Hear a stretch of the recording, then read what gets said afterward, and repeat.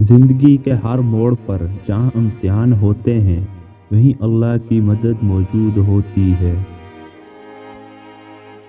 جو لوگ کسی کا برا نہیں چاہتے ان کے ساتھ کوئی برا نہیں کر سکتا، یہ میرے رب کا وعدہ ہے۔ زندگی ایسے جیو کہ کسی کی زندگی کا حصہ بنو یا نہ بنو، مگر کسی کی دعاؤں کا حصہ ضرور بنو۔ کوشش کیا کریں کسی سے زیادہ گفتگو نہ کریں، اگر کرنا چاہیں تو اتنا لازمی اندازہ لگا لیا کریں کہ سامنے والا آپ کی بات سننے میں دلچسپی رکھتا ہے یا نہیں۔ ایسی جگہ پر خاموشی بہتر ہوتی ہے جہاں آپ کے الفاظ کی کوئی وقت نہ ہو۔ رب کہتا ہے کسی کو تکلیف دے کر مجھ سے اپنی خواہش کی دعا مت کرنا، لیکن کسی کو ایک پل کی خوشی دیتے ہوئے تو اپنی تکلیف کی فکر بھی مت کرنا۔ زندگی میں دو لوگوں سے دور رہنا، ایک مصروف اور دوسرا مغرور، کیونکہ مصروف اپنی مرضی سے بات کرے گا اور مغرور اپنے مطلب ہی سے یاد کرے گا۔ بعض اوقات ہم ان لوگوں کے لیے بری شدت سے یاد کر رہے ہوتے ہیں جن کے لیے ہم ایک فضول خیال کے علاوہ کچھ بھی نہیں۔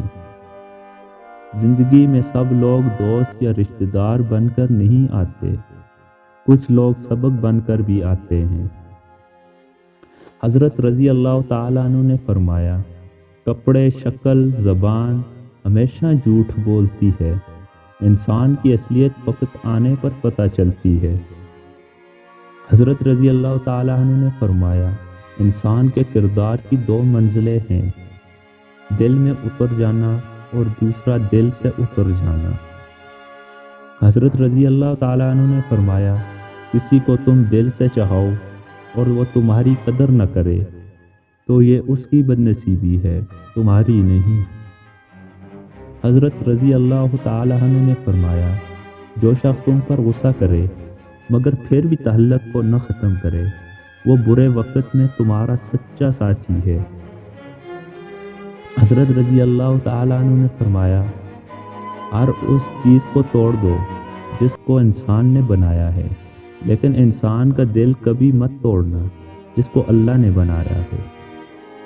حضرت رضی اللہ تعالیٰ عنہ فرماتے ہیں، جب لوگ غصے میں ہوں تو ان کی بات کو غور سے سنا کرو، کیونکہ اصل حقیقت تب سامنے آتی ہے۔